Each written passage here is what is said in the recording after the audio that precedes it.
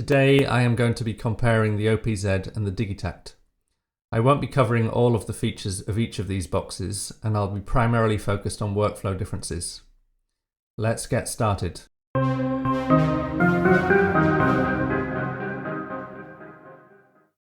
OPZ has a very fast workflow. I can't make a simple drum pattern as quickly on any other device.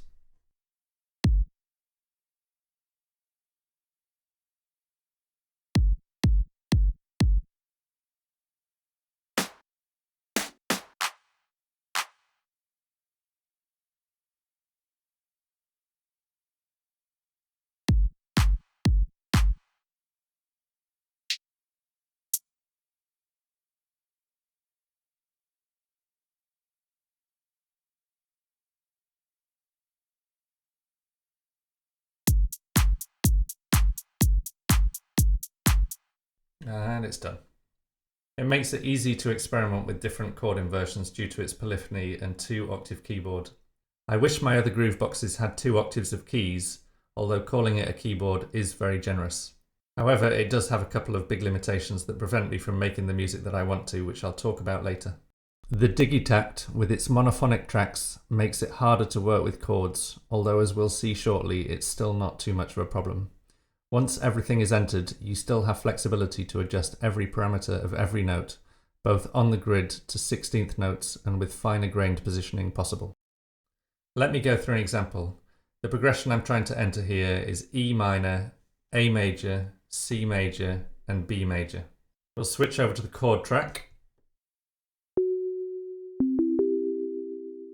And I already like the sound on here. Let's expand it to 4 bars.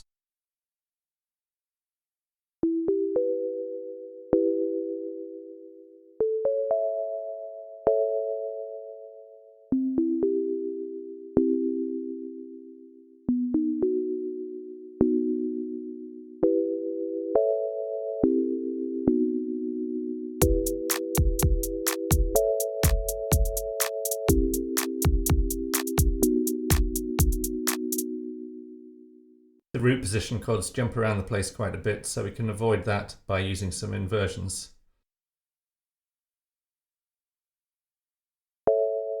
We'll use the second inversion here.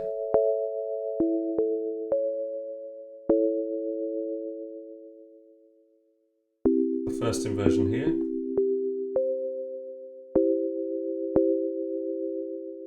And the first inversion here.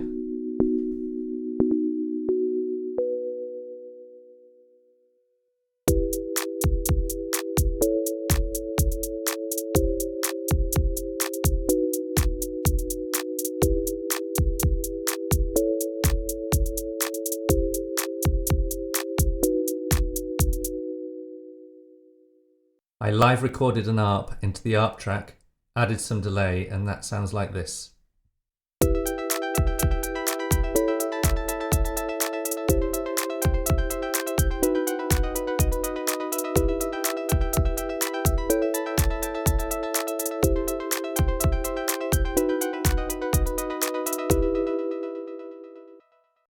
Now let's try the same thing on the Digitakt. I'm going to start on track 5.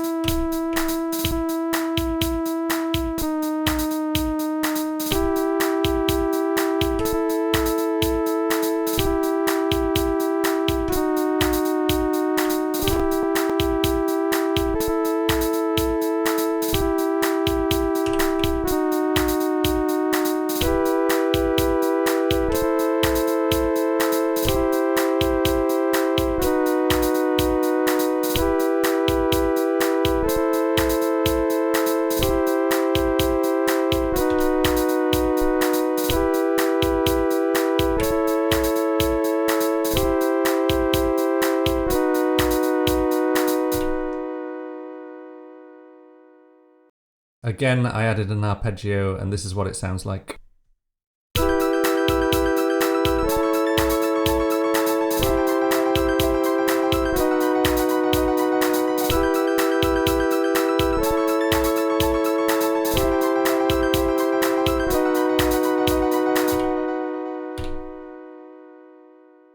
Okay, let's talk about limitations. Note, I'm talking about using each of these devices standalone here. The OPZ can only have 4 trigs per step. This becomes a problem when you stretch a track to 4 or 8 bars, which means a step is a quarter or a half note respectively. There are workarounds to get more resolution with step components, but it becomes difficult to make the drum pattern you want. Losing resolution hurts your ability to apply parameter locks or step components to an individual note too. If you extend a track to 4 bars and record 16th notes, you can only make changes to 4 notes at a time. This means that you can't change the dynamics on a single 16th note in a group of 4, which really hurts. The OPZ does take velocity changes from an external controller, but if I'm using one, then I lose most of the portability benefits. I usually keep drum tracks at a single bar and try to program in variety with step components and parameter locks. Take a look at my Programming Interesting Drums video for an in-depth example.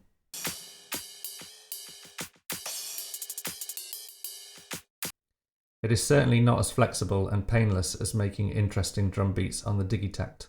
The ability to use samples makes up for the limited synth engines on the OPZ.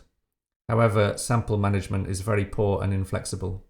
Each melodic sample can only be 6 seconds long and uses a track synth engine. You can't use samples from different tracks without transferring them via computer. Sample management on the Digitakt is, of course, far easier and more flexible, as you would expect. In general, the ability to modify and mangle samples is greater on the Digitakt. It has both amp and filter envelopes, whereas the OPZ only has an amp envelope. The OPZ does have an LFO which can be routed to the filter cutoff to give some filter movement. On the OPZ, you can add portamento to a track, which is really fun, whereas on the Digitakt you cannot. You can, however, emulate it with an LFO, but it is quite difficult and time consuming. I love chords, and working with them on the Digitakt is significantly more painful than on the OPZ. In addition, 8 monophonic tracks feels quite restrictive. Often I'd like 3 or 4 tracks for drums, a bass line, 3 or 4 note chords, a lead, and possibly an arpeggio. In a pinch, there is access to resampling, so you can combine chords onto a single track. However, in practice, when I feel the need to do that, I prefer to transfer my music to my DAW in Overbridge and work on it there. Thanks for watching. If you enjoyed this video, please like and subscribe.